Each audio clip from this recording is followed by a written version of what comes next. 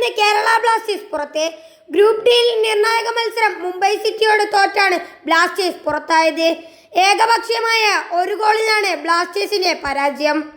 ജയത്തോടെ മുംബൈ ഗ്രൂപ്പ് ചാമ്പ്യന്മാരായി സെമിയിലേക്ക് മുന്നേറി.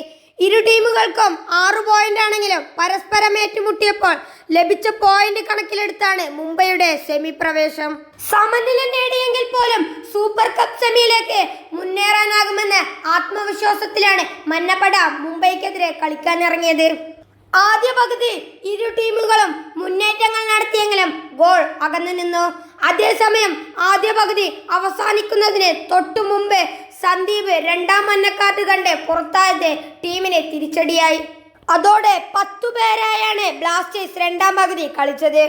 ഗോൾ ലക്ഷ്യമിട്ട് മുംബൈ ആക്രമണം അഴിച്ചുവിട്ടെങ്കിലും ബ്ലാസ്റ്റേഴ്സ് പ്രതിരോധം ഉറച്ചു നിന്നു. മത്സരം സമനിലയിൽ അവസാനിക്കുമെന്നാണ് തോന്നിച്ചെങ്കിലും അവസാന നിമിഷം സെൽഫ് ഗോൾ വഴങ്ങിയത് ടീമിന് തിരിച്ചടിയായി. 87-ാം മിനിറ്റ് വരെ ബ്ലാസ്റ്റേഴ്സ് പ്രതിരോധിച്ചു. 88-ാം മിനിറ്റിലാണ് ടീമിന്റെ ഞെട്ടിച്ച സെൽഫ് ഗോൾ. ബോക്സിനുള്ളിൽ നിന്ന് ഫ്രെഡി ലാൽത്തൻ അമാവിയുടെ ദേഹത്ത് തട്ടിയ പന്ത് വലയിലേക്ക് കയറി. അതോടെ ഒരു ഗോളിന് തോൽവി വഴങ്ങിയ ബ്ലാസ്റ്റേഴ്സ് സെമി കാണാതെ പുറത്തായി.